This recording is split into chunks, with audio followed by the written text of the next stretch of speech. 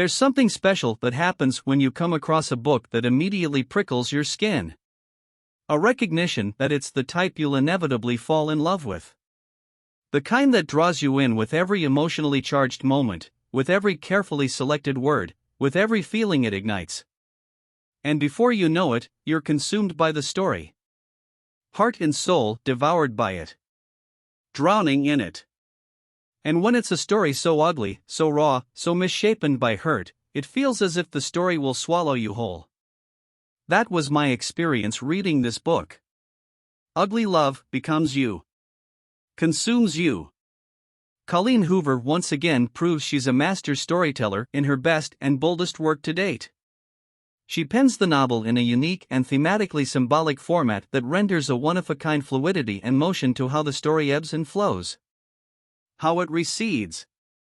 How it crests and surges with every emotionally charged moment as Miles reluctantly falls in love with Tate, and in turn, how Tate falls for Miles despite his best efforts to keep her away. Their story isn't typical, but it's one that is all about feeling. Feeling too little and feeling too much. Feeling so much that you shut down and feeling not enough that you hurt others.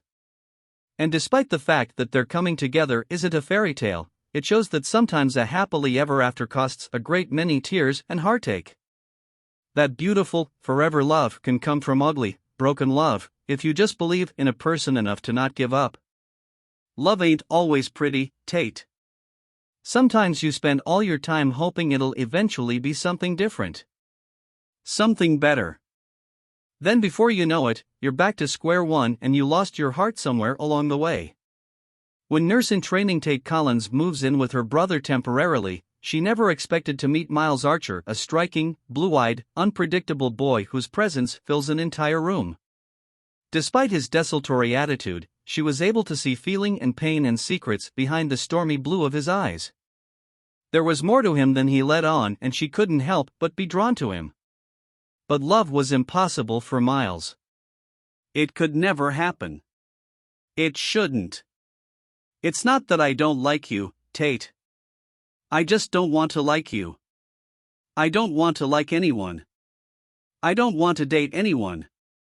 I don't want to love anyone. Tate's feelings intensify nonetheless. Each time he smiles. Each time he's kind. Each time he touches her, that undeniable, ever-present connection beckons. And even though he's cold one minute and hot the other, she suspects he feels something real too. Desire grows as confusion consumes, but finally a creative arrangement gives them a mutually beneficial outlet. They agree to a physical relationship bound by rules, but devoid of any hope for more and stripped of any real emotion. Don't ask about my past. And never expect a future. Miles defines complexity.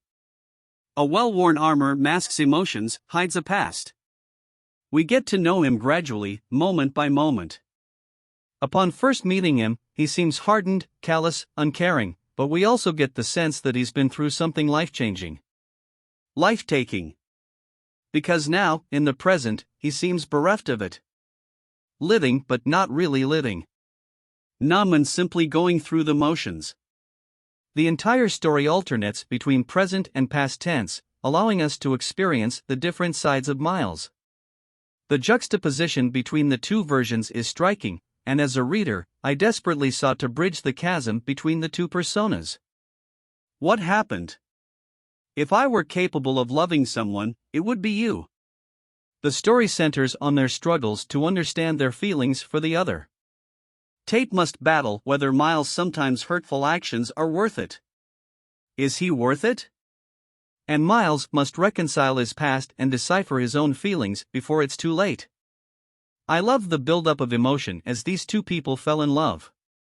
I could feel myself filling up with desperate hope and possibility.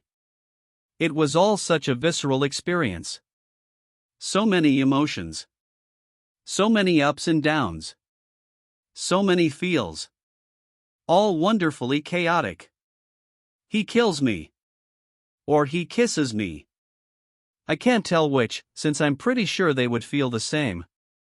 His lips against mine feel like everything. Like living and dying and being reborn, all at the same time. And goodness, when the truth is finally revealed, it is ugly, gut-wrenching, shattering. I was breathless, in tears. Everything fell into place. I got it. Every Colleen Hoover book is a challenge. At the first flip of the page, I ask myself, can this story actually trump the one before? Will it be as good? As powerful? As creative? Will I fall in love? What will she do differently? How can she do it again and again and again and again? Can she really? She can, and she does. Ugly Love delivers a reading experience rife with heart and hurt. Quiet in agony and loud with emotions.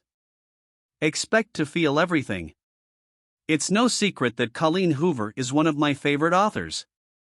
For me, she's the best storyteller out there now. And with each book I read, each character I connect with, I am more in awe of her talent as each deceptively simple string of words suddenly has the power to shatter me in ways I didn't think possible. I couldn't have loved this story more. Heartsuit. It's intense. It's heartbreaking. It's devastating.